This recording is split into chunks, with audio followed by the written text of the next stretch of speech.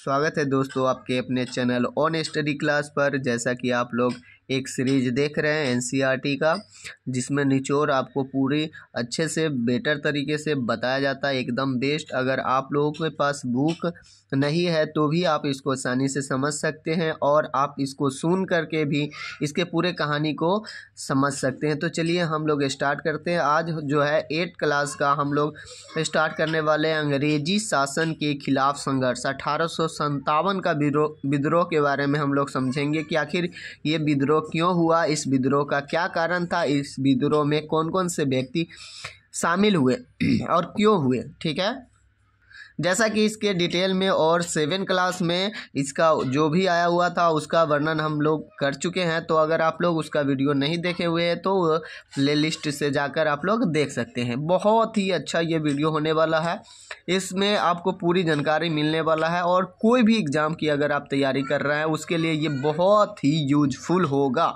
Guarantee. आप देख लीजिए, उसके बाद आपको खुद पता चल जाएगा।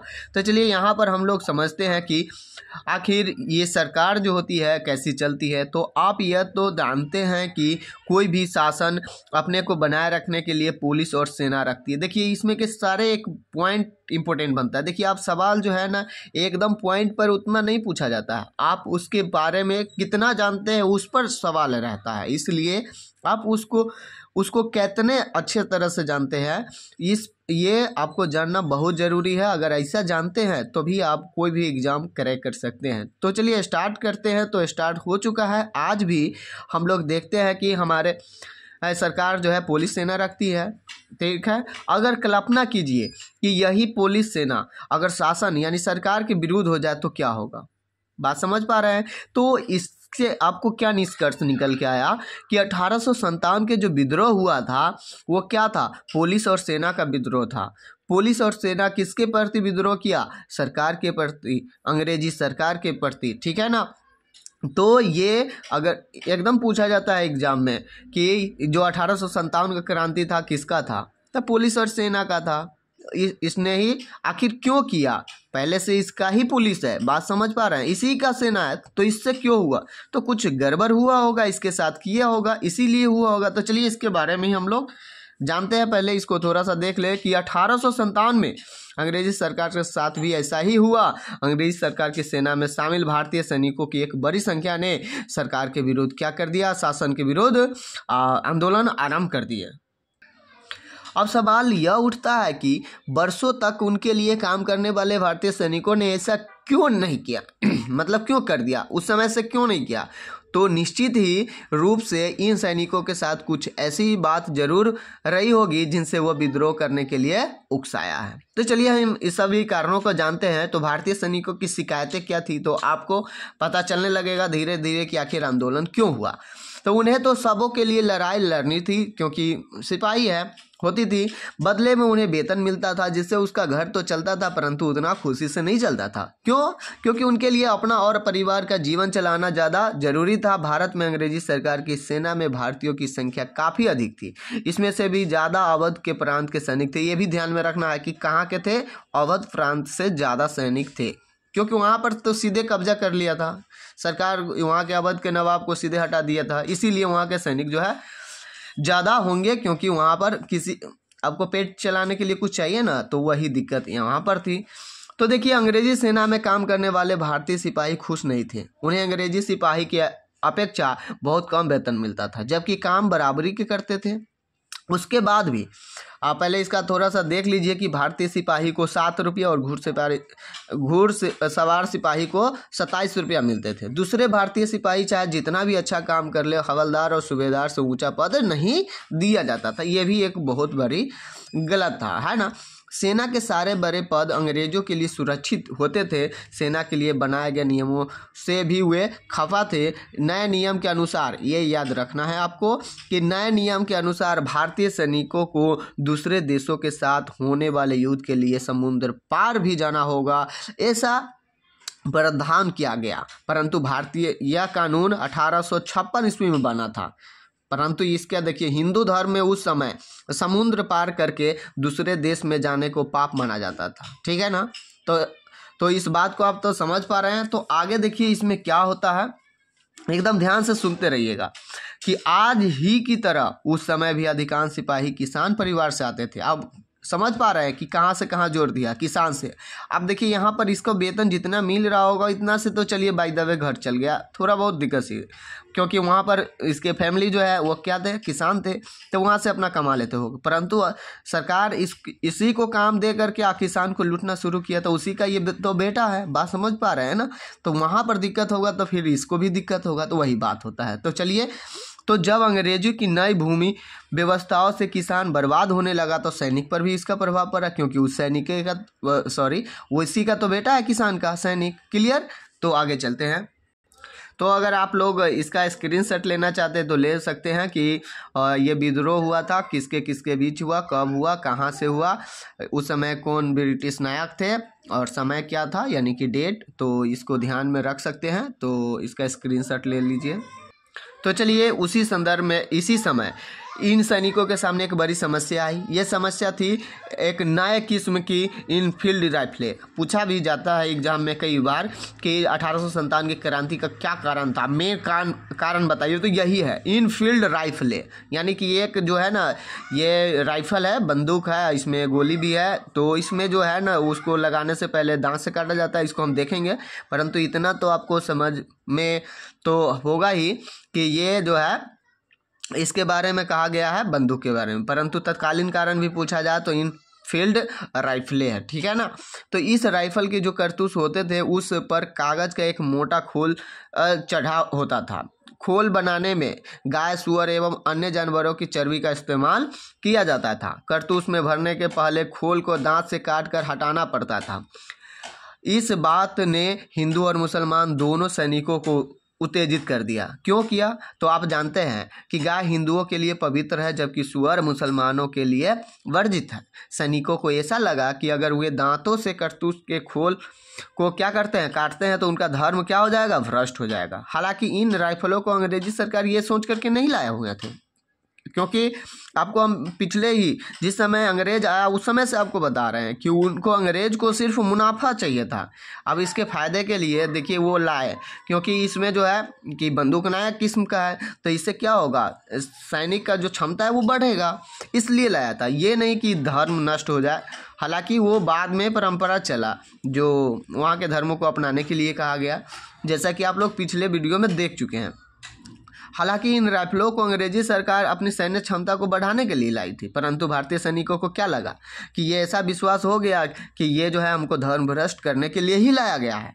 इसलिए ये जो है आंदोलन का एक मुख्य कारण और एकदम सटीक कारण है। उसी के बाद आंदोलन होता है शुरू। मार्च 1857 में बैरकपुर छावनी के एक युवा सिपाही मंगल पांडे ने नए कारतूस और राइफल को लेने से इनकार कर दिया। सवाल पूछा जाता है कि 1857 का क्रांति कहाँ से शुरू हुआ, तो बैरकपुर छावनी से। किसने किया? तो मंगल पांडे ने किया। इनकार कर दिया तो क्या होगा, दबाव डालने पर उसने अपने अफसर पर भी हमला कर दिया। उसे गिरफ्तार कर तुरंत फांसी पर लटका दिया गया। किसको? मंगल पांडे को। इसके कुछ दिनों के बाद मेरठ छावनी के 90 सैनिकों के साथ भी ऐसा ही हुआ। उन्हें भी गिरफ्तार कर लिया गया और 10 वर्षों की सजा सुनाई गई। इस घटना ने उस छावनी के सभी भारतीय सैनिकों को भड़का दिया गया। 10 मई 1857 को उन्होंने पूरी छावनी में विद्रोह कर दिया।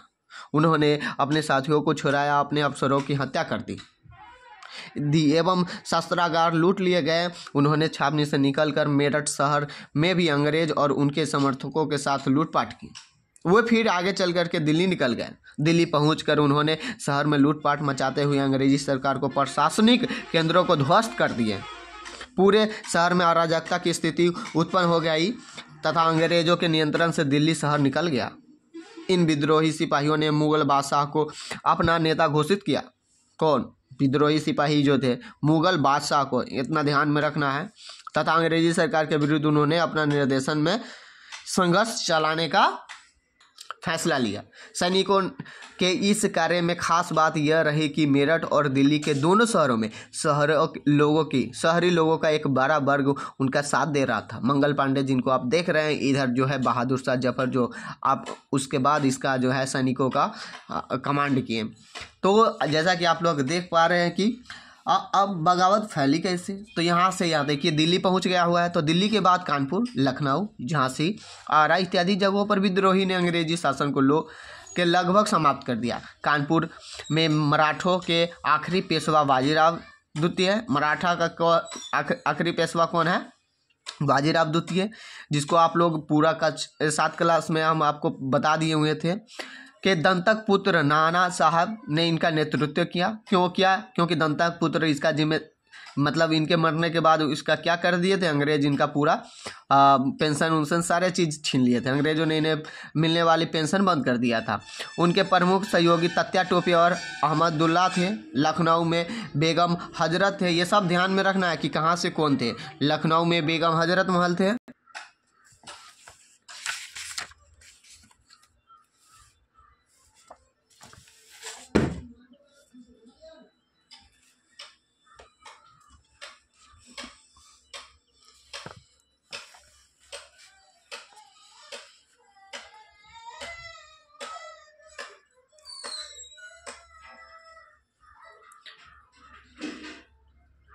उसी समय देखिए 1857 का विद्रोह और बिहार में क्या हुआ।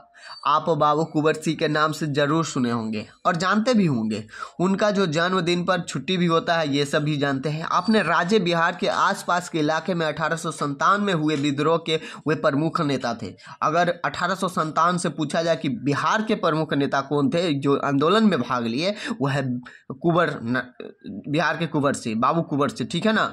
इसलिए आज तक हम उनको याद करते हैं। कुंवर सिंह आरा के पास स्थित जगदीशपुर के जमींदार थे। ये भी पूछा जाता है कि कुंवर सिंह कहाँ के जमींदार थे, तो जगदीशपुर के थे, लेकिन उनकी जमींदारी अंग्रेजों ने छीन ली थी। उनको विद्रोह करने का मन नहीं था, मतलब प्लान नहीं था पहले से, परंतु जैसे ही दानापुर छावनी के सैनिकों ने विद्रोह किया और आरा की ओर बढ़े, कुंवर सिंह ने अपने साथियों के साथ उनसे मिल गया और उनका नेतृत्व संभाल लिया।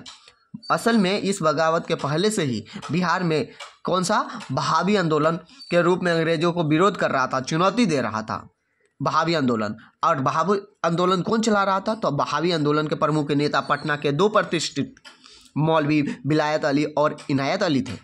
इन दोनों भाइयों ने अंग्रेजी सरकार का प्रत्येक स्तर पर विरोध किया था। पटना शहर एवं अन्य जगहों पर इनके समर्थकों की संख्या काफ़ी बड़ी थी।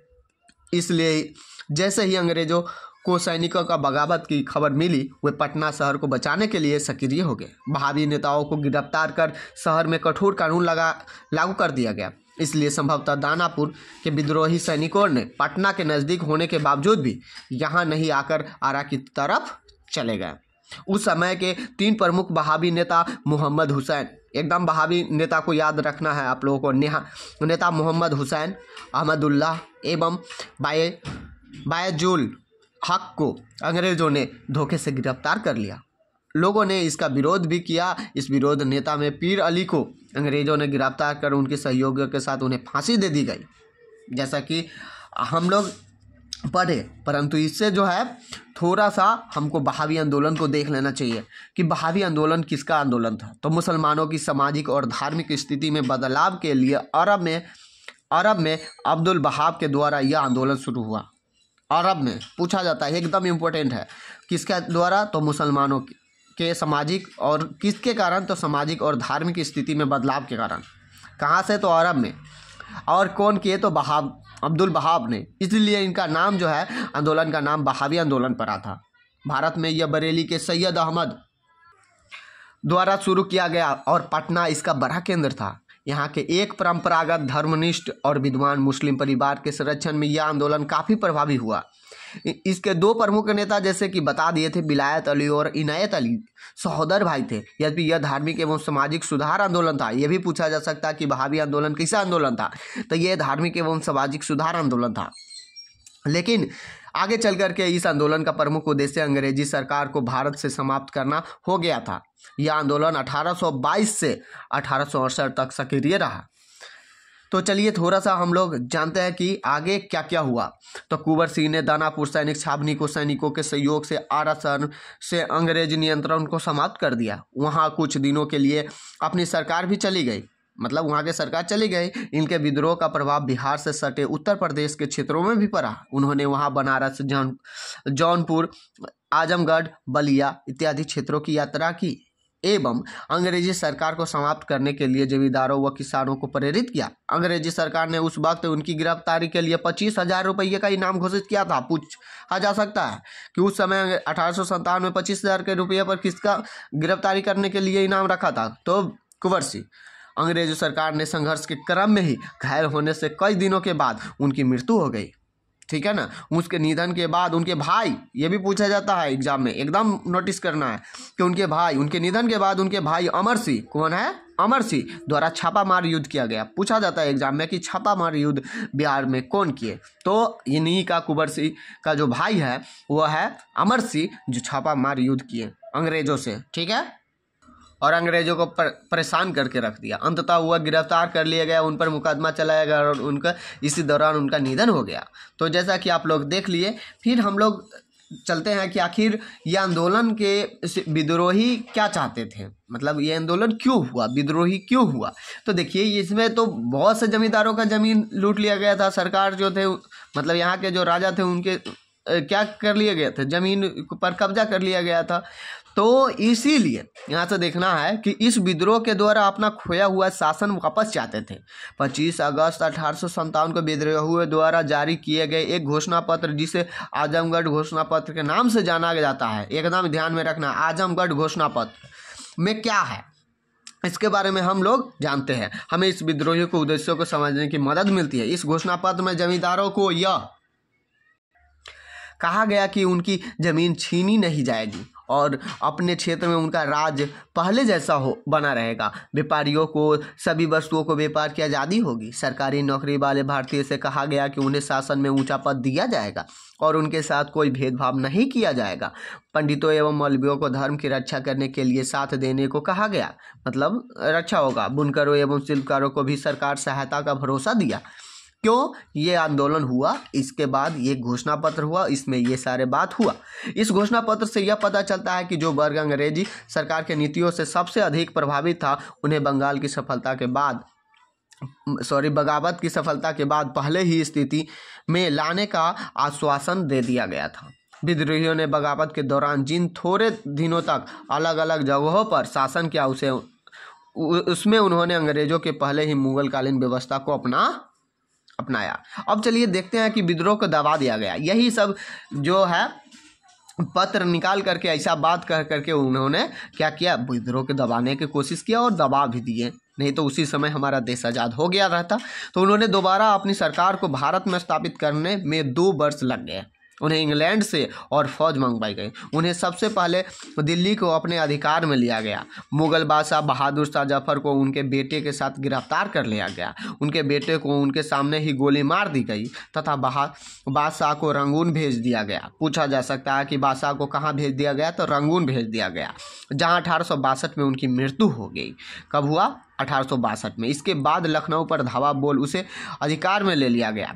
बेगम हजरत महल गिरफ्तारी से बचने के लिए नेपाल चली गई। उसके बाद कानपुर में भी अंग्रेजों ने जीत लिया। नाना साहब भी नेपाल चले गए। झांसी की रानी युद्ध करती हुई शहीद हो गई। तत्या टोपे छिपकर आदिवासियों के सहयोग से अंग्रेजों के विरोध छापामार युद्ध चलाते रहे, लेकिन एक जमींदार के धोखे के कारण पकड़ लिया गया, उन्हें भी फांसी दे दी गई। इस तरह से यहाँ पर आंदोलन हुआ और फिर से भारत को गुलाम बना लिया गया। अब इस बार जो गुलाम बनाएगा, राज करेगा, वह इंग्लैंड से सीधे करेगा। हम लोग देखते हैं आगे।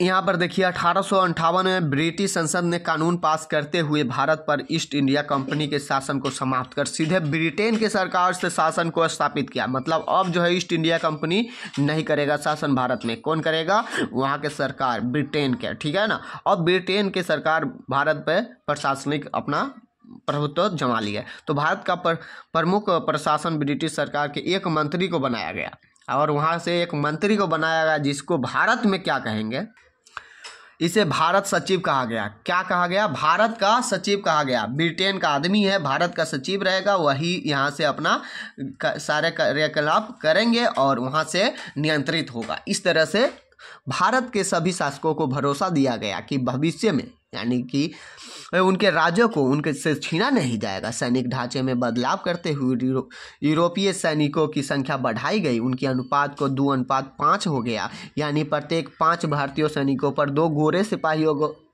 लगाया गया। यह भी तय किया गया कि अवध बिहार, मध्य भारत एवं दक्षिण भारत से सिपाहियों की भर्ती करने की जगह गोरखा, सिख और पठान को ज़्यादा संख्या में भर्ती किया जाएगा। इन 3 समूहों के सैनिकों ने विद्रोह को दबाने में कंपनी को काफ़ी सहयोग दिया। इसी वक्त उन्होंने यह भी तय किया कि भारतीयों के धार्मिक एवं सामाजिक जीवन में छेड़छाड़ नहीं की जाएगी। इस तरह से इंग्लैंड से हम लोगों का जो है प्रभुत्व चलना लगा, सरकार चलने लगा। अब देखिए यहाँ पर सरकार चलाने की बात कुछ नहीं थी, इसीलिए ऐसा हुआ। आगे हम लोग पढ़ेंगे कि किस तरह से यहाँ भी सरकार बनाने की चेष्टा की गई और कांग्रेस सरकार लास्ट में सक्सेस होती है और वो अपना प्रभुत्व जमा लेती है। उसके पश्चात हम लोगों का भारत जो है स्वतंत्र हो जाते हैं। तो हम लोग पूरा डिटेल से अच्छे से देखते हैं। जैसा कि आप लोग क्वेश्चन देख पा रहे होंगे कि यही क्वेश्चन आप लोगों ने पढ़े हैं और ये वीडियो आप लोगों को कैसा लगा, बहुत ही अच्छा है। अगर आप लोग इस चैनल से नहीं जुड़े हैं तो जुड़ जाइए और कहानी की तरह से पूरे इतिहास को समझ जाइए, पूरे भूगोल को समझ जाइए और पूरे किताब को आप 20 मिनटों में, 12 मिनटों, 15 मिनटों में एक चैप्टर को द एंड कर दीजिए। तो चलिए फिर मिलते हैं नेक्स्ट वीडियो में, तब तक आप लोग अच्छे से पढ़ाई कीजिए। Thank you for watching.